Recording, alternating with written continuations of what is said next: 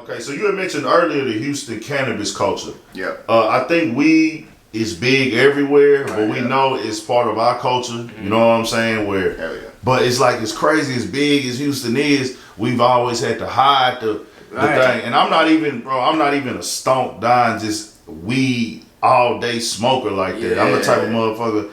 I might smoke. I really don't like to smoke at night, so I get my work done. Yeah. You know what I'm saying? I But understand, we cannot motherfucking smoke weed here. They would treat you, for that little joint right there, they would treat you like you a motherfucking criminal in Houston. Right. If that's real, like, If it's Delta 9, if it was just some loud, Zaza, whatever, they would treat you like you just robbed a bank arresting you damn nigga. But at least they decriminalized it. So, like, they took away a lot of the felonies for flower, at least, and stuff like that. So it's steps in the right direction, at least. Like, we're definitely not there, but even with Delta 8 being legal and things like that, we know we trend in that way. You know what I'm saying? We're getting closer and closer to it being fully legal, hopefully soon. Yeah. So now, when did y'all first start smoking, man? The first time I ever smoked, it had to be the consistency didn't start this early, but the first time I ever smoked was probably like the summer of 8th grade. Okay. Yeah, I was like a senior, so it's been, I probably smoked like 7 years now, 6-7 years now. Okay. Yeah, I started young, and then I didn't really start smoking consistently until about senior year of high school. Okay. That's when I was just like, shit, all in. So how many years is that? That's a long time now. Shit, that's like 10 years. Shit. So are you like completely? You saying you completely committed to it? Like I'm committed to smoking weed, where it's gonna be part of my day regardless. Yeah, pretty much. Yeah. I would say it happened. I don't know if I made a commitment or a vow or something like that, but I would say, especially in college, is really when it happened, because just going to class, man. Yeah. I said, like, going to class, I was gonna smoke before I went to class. Facts. The class was canceled for me. Facts. No, that's what's up, man. Cause I do just see how they go on, man, and the weed, you know, is in our culture, especially if you in a rap, hip hop, and everything like that. I mean, you got these, you know, you got these channels that's dedicated to smoking. You know what I'm saying? Right. It's a big part of it. So when do y'all think they gonna completely decriminalize it federally? I mean, I wish I knew. I hope soon.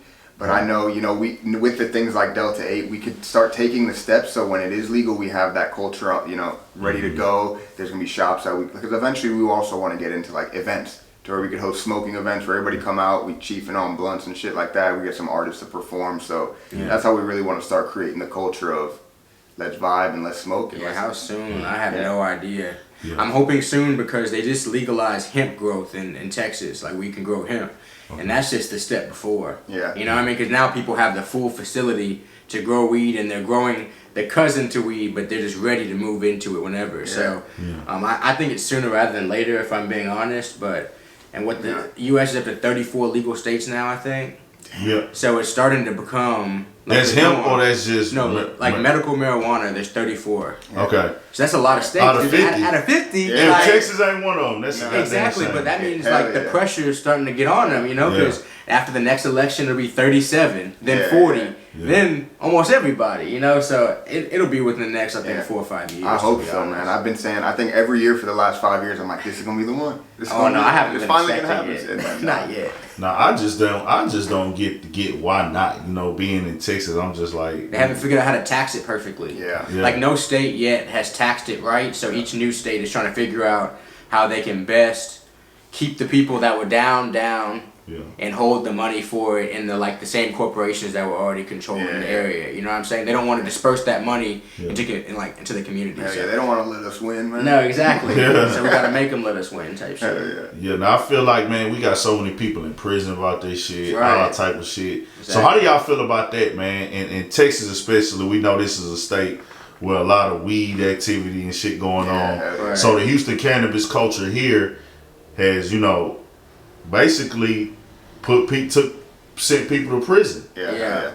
Just because if you selling weed, you part of the cannabis culture, regardless. So people participating in the cannabis culture in Texas, you going to prison. Right. 100%. So what does that say about us? Is we behind? Is we what would y'all say? Is it fucked up? It's hell yeah, it's fucked up. I mean, it's fucked up, but it's a state. We live in a state that like maximizes how much income it can make. Yeah. And previously, the way they can make the most money is by imprisoning people. But I think if we can change it to where the state realizes how much money they can make off of it being legal, I think that's what will change. It's all going to be about the money, though. How much money they can make off of it. Yeah, and so if it becomes a multi-million, even billion-dollar industry in the state of Texas, and that outgrows the prison industrial complex in Texas, then it can go. But it has to get to that point because it's all about which one is going to increase my bottom line. Yeah, and they got to free everybody locked up for marijuana as Exactly. soon as possible. And that's tough because now you have people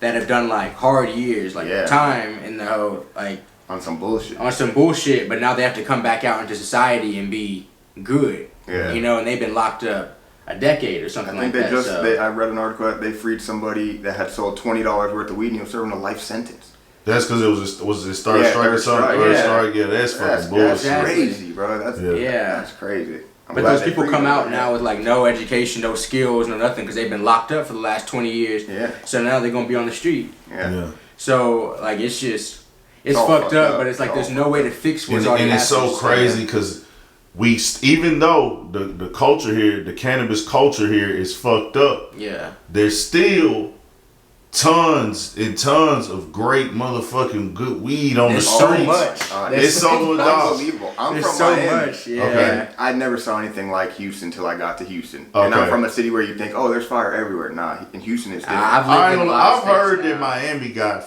bad weed. It isn't Houston, I'll tell you that. Yeah, like I've never lived anywhere. I've lived in multiple states now. Never seen somewhere that got weed like Houston. It's crazy. Okay, now like we got that connection to California. Yeah, even just the California connection. Yeah, even just back in the day. Yeah. You know what I'm saying? So a lot of niggas fuck around and you know, we not telling the people that the feds and the people don't already know. They know what's going on. They know Texas niggas going to Cali, getting pressure or whatever, vice versa. However it work.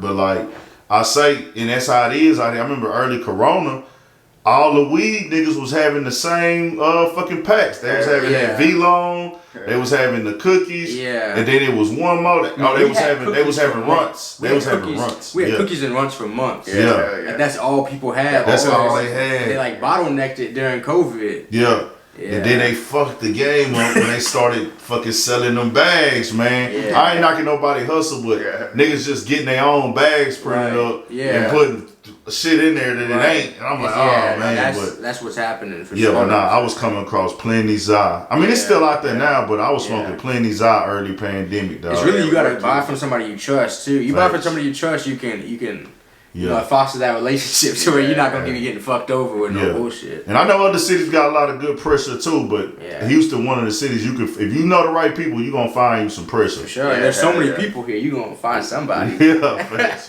man. Tap in.